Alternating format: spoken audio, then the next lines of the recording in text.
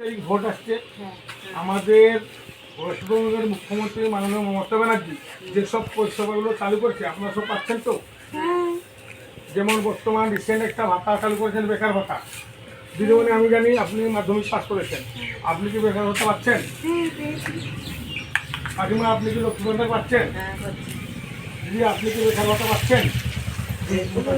আপনি যে পাচ্ছেন, আপনি মানে যেটা বলছি বার্ধক্য পাচ্ছি। তাহলে এই জন্য এবার যে 23 তারিখে যে ভোট, এই দিদির উন্নয়নে আপনারা সবাই সামিল থাকবেন তো?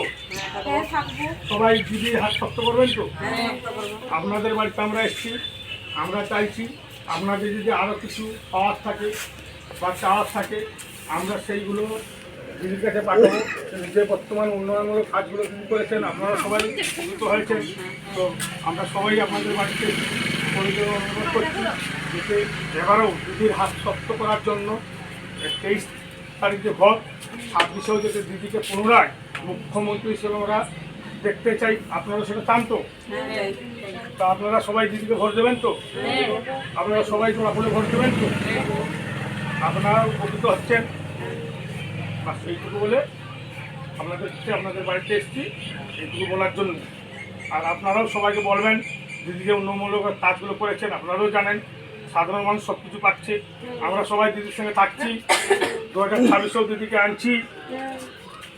বাস এইটুকু বলছি, এইটুকু কথা।